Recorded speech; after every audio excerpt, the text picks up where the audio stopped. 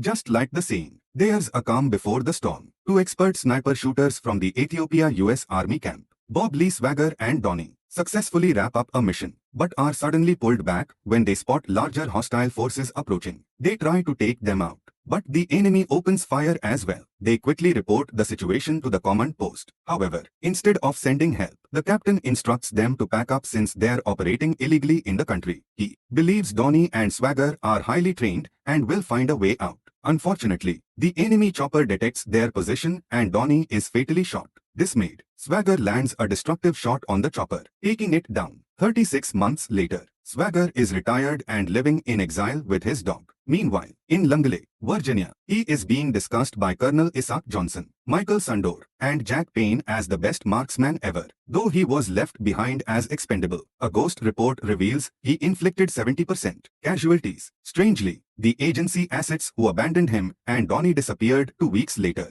and Swagger retired a week after that. Maybe he wasn't so expendable after all. Johnson tracks Swagger down and introduces himself. My name is Colonel Isaac Johnson. He presents a proposal. There's going to be an attempt on the president's life in the next 2 weeks. The government has been compromised, so they can't go through the usual channels. During that time, the president is scheduled to appear in Baltimore, Philadelphia, and Washington. An anonymous intercept claims the shot will be taken from beyond a mile. Though Johnson doubts such a shot is possible, he needs Swagger to scout each location and explain how it could be done so they can stop it. Swagger isn't interested, but Johnson reminds him of the oath he once took to defend the United States. Swagger remains unmoved, but Johnson appeals to his conscience before leaving, putting Swagger in deep thoughts. Moments later, Swagger catches up with him and discreetly snaps a photo of his license plate. Johnson hands him an envelope, now confident that Swagger is on board. The next day, Swagger takes a long-range shot at a can and hits it dead on. Proof that a shot from that distance is possible. Deciding to accept the job, he packs up his tools and flies to Washington, D.C., blending in like any regular civilian. He scouts the presidential residence, noting the placement of cameras. He then travels to Baltimore and finally to Philadelphia,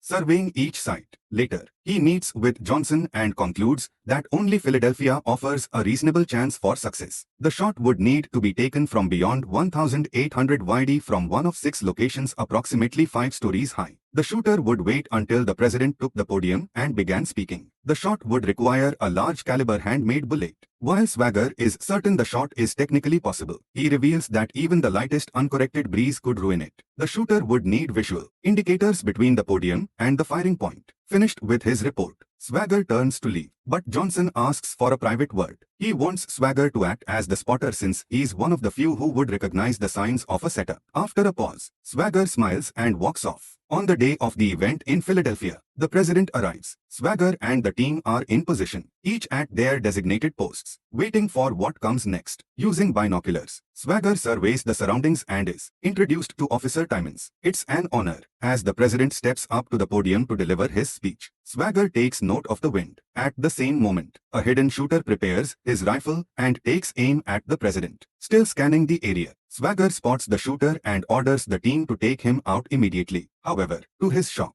Timmons turns on him and opens fire just as the president is shot in the head, sending the crowd into chaos. Turns out it's a setup. Swagger is shot at again, but manages to escape by diving through a window and fleeing into the street. Jack is furious with Timmons for missing the shot, but Johnson orders the team to clear the room and instructs Timmons to chase down and eliminate Swagger. As the room is wiped clean, Swagger's rifle is brought in and planted at the scene, sealing the frame up. Since poor Swagger had unknowingly told the actual conspirators exactly how to execute the assassination. On the run, he encounters Nick, an FBI agent, and quickly traps him, handcuffing him to the wall. Swagger reveals he didn't shoot the president and names Timmons as part of the setup before stealing Nick's car and fleeing. Timmons arrives moments later, frees Nick, and radios in for backup. Identifying Swagger as suspect, he describes the car in its direction while the police and FBI units are immediately rerouted. Choppers lock onto Swagger's vehicle, broadcasting the plate number to all units. Thinking fast, Swagger enters a car wash, removes his jacket during the wash cycle, and tears a hole into the car seat to access a hidden compartment. Meanwhile, Jack is certain Swagger won't survive long. especially since he's wounded. And Johnson agrees, convinced he'll soon be found unalive. Inside the car, Swagger uses a first aid kit to treat his wounds as best he can before speeding out of the car wash. He's quickly pursued by police cars and choppers when he crashes into the back of a truck and finds himself surrounded. Swagger throws the car into reverse and plunges it into the river. The FBI fires at the vehicle, but it sinks. After confirming Swagger's absence in the car, FBI Director Howard orders a search down the river. Meanwhile, Swagger has managed to escape. Clinging to the side of a passing barge, bloodied and barely holding on, he reaches a bridge and hides from patrolling officers and aerial surveillance. He steals a truck and drives off. Later, at the FBI office, news of the assassination breaks, and Swagger is identified as the prime suspect. Timmons is hailed as the one who tried to stop him. Director Howard scolds Nick for getting overpowered, but Nick feels lucky to be alive. He shares what Swagger told him, but Agent Lewis dismisses it, blaming stress for Nick's confusion. That evening, Swagger arrives at a supermarket, but sees news footage linking him to the scouting of locations before the assassination. Unable to enter with his face visible, he cuts the power from the back and approaches the saleswoman. Though hesitant due to the outage, she eventually agrees to help and retrieves the supplies he needs. Afterward, Swagger takes a pipe from the car engine and sneaks into the restroom. He then begins treating his wounds. Meanwhile, Nick receives a tip from the saleswoman and shares it with Lewis, but Lewis brushes it off, disguising himself with face paint. Swagger hits the road again. Nick, now increasingly suspicious, replays the assassination footage and analyzes all the information he can gather. Early the next morning, Swagger arrives in Kentucky at the home of Sarah, Donnie's widow. She recognizes him instantly, and he insists, "I didn't shoot the president." She already knows because it turns out the actual victim was the Ethiopian archbishop. Swagger is confused about the motive, but puts it aside and begs for her help. Sarah is reluctant and tries to send him away, but he stops her from closing the door and swears his innocence. Noticing she's hiding a shotgun, he tells her to go ahead and use it if she really wants to since he has nowhere else to go. After a tense pause, Sarah agrees to help and tells him to put the truck in the garage before her neighbors wake up. Inside, she starts to call 911, but can't bring herself to report him. When the emergency dispatcher calls back just as Swagger enters the house, she dismisses the call, blaming it on a neighbor's dog. Seeing how badly injured he is, Sarah doubts she can be of help since she's not a nurse. But Swagger walks her through what he needs. He gives her a list of supplies and warns her to buy them from different stores to avoid drawing attention. Back at the FBI office, Agent Allards is surprised to see Nick already there and realizes he never left. He never left. "Everyone keeps telling me I'm crazy." Nick confides in her about his suspicions, pointing out a long-distance target Swagger hit in a competition 2 years ago. Replaying the assassination footage, Nick questions how Swagger with his skill and experience could miss the president and hit the archbishop instead, especially given the wind and distance. It just doesn't add up to Nick.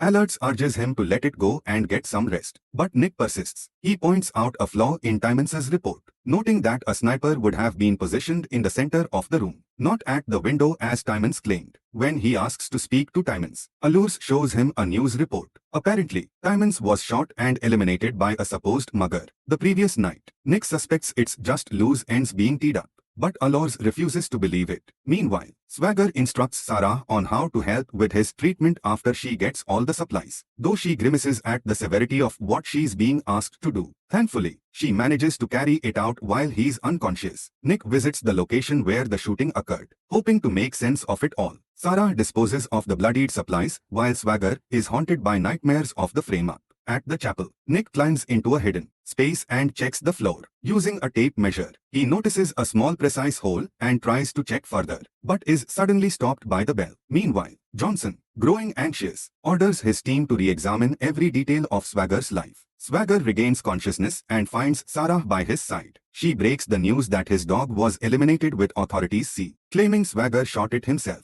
knowing he wouldn't return. Swagger is heartbroken by this because he raised the dog from a pup. Sarah asks what he plans to do, and Swagger vows to recover and get revenge. Back at his desk, Nick enters an international gun world chat room and asks about a weapon system that uses a tripod with a specific leg span. As he waits for a response, he notices a suspicious man making a phone call nearby, but shifts his focus when a link is shared showing a video of that exact weapon in use. Later at Sarah's home, she changes Swagger's bandages. When he asks if she has a boyfriend and she says no, the air becomes heavy with tension and she steps away to do something else to lighten the atmosphere. He thanks her for saving his life. She warns that they'll never stop hunting him. But Swagger replies that he plans to give them someone else to chase. Swagger begins packing in the room, and Sarah enters, holding Donnie's old shotgun, freshly cleaned and oiled. She gives it to Swagger, then curiously asks why he agreed to the job when they first approached him. He admits they pushed all the right buttons, and his patriotism couldn't let him stay back.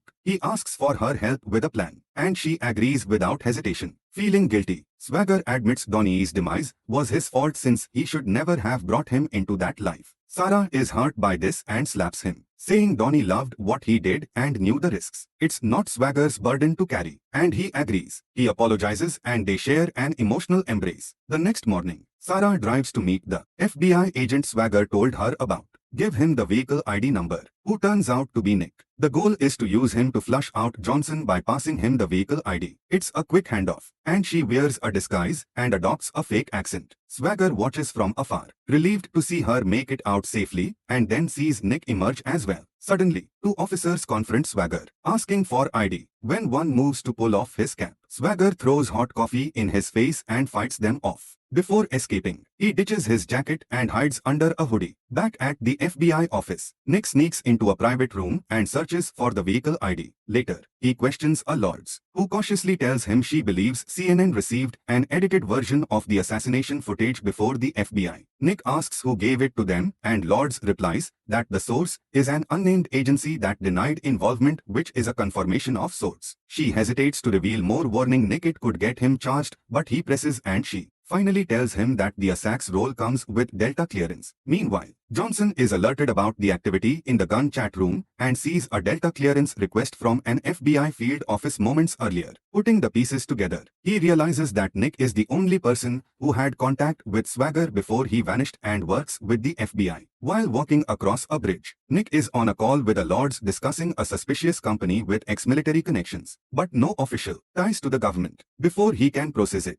he's ambushed and kidnapped, leaving his phone behind. He's later tortured and drugged, and the men stage the scene to make it appear as though Nick shot himself, intending to end his life. However, things take an unexpected turn when Swagger takes out the three attackers, one after another, and cuts Nick down from where he's been tied. Nick is upset about being used as bait, but Swagger believes it was the only way to flush the men out. Nick advises Swagger to get a good lawyer while he'll get the bureau to work out a deal to prove his innocence. But Swagger isn't interested. They killed his dog after all. Nick warns him that he can't win a war against them, but Swagger holds him, telling him that the law will never catch or hold them. They'll be back in business in 2 years while he'll be gone for good. There will be more assassinations, more silencing. Though he didn't start it, he plans to finish it. Realizing he has nowhere to go, Nick decides to help Swagger. Meanwhile, Johnson, Michael, and Jack receive reports confirming that Swagger is still alive. They also learn about Sarah and her location, and Johnson orders Jack to pay her a visit.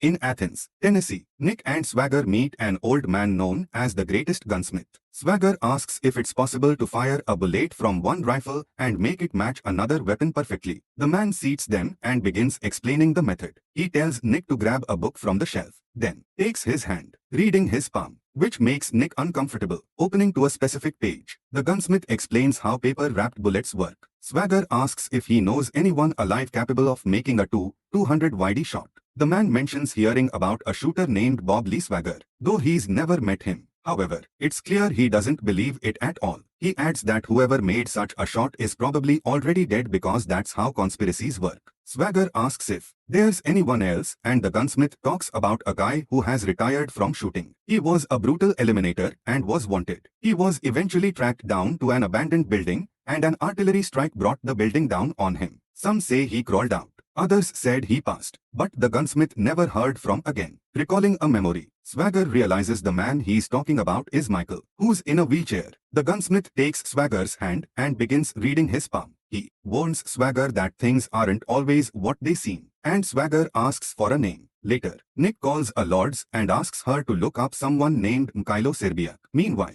Johnson tells Michael that Swagger will likely try to track the shooter. Johnson plans to use bait to draw him out. When Michael asks what happens to the bait afterwards, Johnson can't tell. All's search reveals that Mileko Sherbiak is actually Michael, and she tells Nick that he is currently in Virginia. That night, Johnson meets with Senator Charles, asking for clearance to land a transport plane without customs checks. The plane carries 24 men, weapons, and gear from their Ethiopian operation. The senator instructs Johnson to leave no loose ends. At home, Sarah hears a noise and shoots a man trying to ambush her. But unfortunately, Jack appears from behind, disarms her, and demands Swagger's location. Meanwhile, Nick and Swagger arrive in Virginia. While scouting the yard, Swagger knows it's a trap. The next morning, they visit a hardware store and buy supplies separately. They then build weapons and prep gear. Swagger teaches Nick how to shoot. Back at Sarah's, Jack beats her and leaves her in her underwear, trying to force out information. Nick and Swagger sneak into the perimeter. Nick acts as spotter while Swagger places explosives and expertly takes out security. Swagger enters the house and confronts Michael, demanding Johnson's real name, who he works for, and why the Archbishop had to be eliminated. Michael explains Johnson has used many names in his ex-military. They came for him just like they came for Swagger, recruiting wounded men for one job, then discarding them. The Archbishop was taken out because he intended to reveal what happened in Africa. Michael tells Swagger nothing happens without government approval. The prisoners are tortured at Abu Ghraib and only the underlings go to jail. Apparently, the villages were massacred so the land could be exploited. As armed men close in on the building, Michael reveals there's a mass grave beneath an oil pumping station at the Adrian border. It turns out Swagger unknowingly covered the retreat of the contractors who did the job, which was his mission with Donnie, and he wasn't meant to survive it. Michael confesses the senator is behind Johnson and explains that it's a self-protecting system. If one betrays the group, the rest destroy him. Nick updates Swagger on the incoming men, and Michael admits he stalled him long enough for their arrival by telling the truth before taking his own life. Michael reveals they have Sarah. Nick radios Swagger, giving the positions of the enemy. Swagger prepares to act and tells Nick to head to the secondary hiding location. He manages to take down one shooter that enters the house and gives instructions to Nick on when to blow the bombs. On his count, Nick does this and the men immediately open fire. Swagger begins exchanging fire while running from one point to another. At his command, Nick detonates more bombs, which take down several men, and Swagger uses the opportunity to reroute to Nick. A chopper approaches, making Swagger recall how Donnie was eliminated. He begins shooting, then tells Nick to head over to the barn. Nick runs off while Swagger provides cover, then joins him. He directs Nick to run to the train on his count and fires at the chopper. A shot triggers an explosion that engulfs the chopper in flames before it crashes, allowing Swagger to run across to meet Nick. Luckily, the chopper goes down and Swagger escapes with Nick.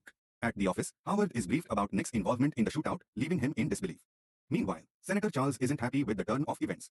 In Montana, Nick makes a call to the FBI about Swagger, and Howard answers while other agents trace the location. Howard tells Nick to bring Swagger in, but Nick doesn't know who to trust and hangs up. Luckily for them, the team narrows in on the location and begins moving. Nick then receives a call from Johnson, who tells him about Sarah. Swagger also has something for him and plays the recording of Michael. He agrees to exchange the recording for Sarah and requests the presence of Senator Charles. Johnson disagrees, but Swagger gives him two numbers, which are the last 3 digits of the longitude and latitude of the pipeline before asking where they can meet. At the agreed location being the top of a snowy mountain, Jack, Sarah, Johnson, and the senator arrive in a helicopter. Sarah is held hostage by Jack. Another helicopter lands at a distance and someone steps out. Believing it's Swagger, their sniper fires. Sarah is devastated by the shot while the senator and Johnson are pleased. Their joy is short-lived when another shot takes out the sniper and the person who was shot stands up. Another sniper attempts to eliminate him, but Swagger shoots him down as well. The figure turns out to be Nick, and Swagger also eliminates the spotter.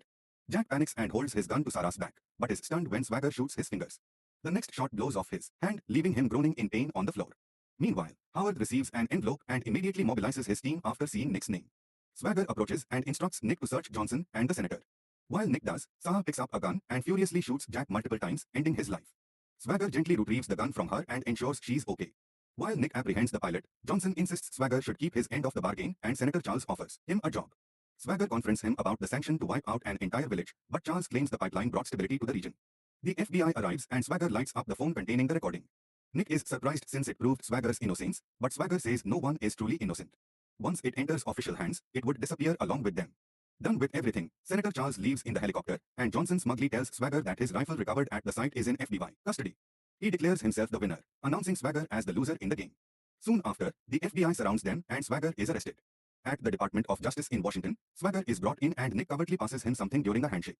Attorney General Rassard gives Swagger the floor to speak in the presence of other directors. To prove his innocence, Swagger takes his rifle, loads a bullet, and points it at Nick. When he turns it to Johnson, the room erupts in panic. But the gun doesn't fire. Swagger uses the moment to prove the rifle couldn't have been used in the assassination because he had disabled all his weapons before scouting. Therefore, the clip can't fire. Johnson believes Swagger has nothing on him and starts to leave. But Nick presents Russ with photos of what happened in Africa, linking Johnson directly. Unfortunately, Russ explains Africa is outside their jurisdiction and they can't make an arrest. Feeling victorious, Johnson walks out of the room and Russ releases Swagger as a free man, explaining they can do nothing about the system, even after finding out the truth. At home, Senator Charles and Johnson make mockery of the meeting, but their laughter soon turns to fear when a body drops from the ceiling. Johnson moves to investigate and is instantly shot down. Now extremely scared, Senator Charles and an agent crawl on the floor as cars outside explode. Moments later, Swagger enters and takes out the remaining men before turning on the gas. As he walks away, the house erupts in flames. He heads to a waiting car where Sarah sits and they drive off together. Looks like he really saw it through, just like he promised. It's a wrap for this one. Keep watching for more. Don't forget to like and subscribe to our channel.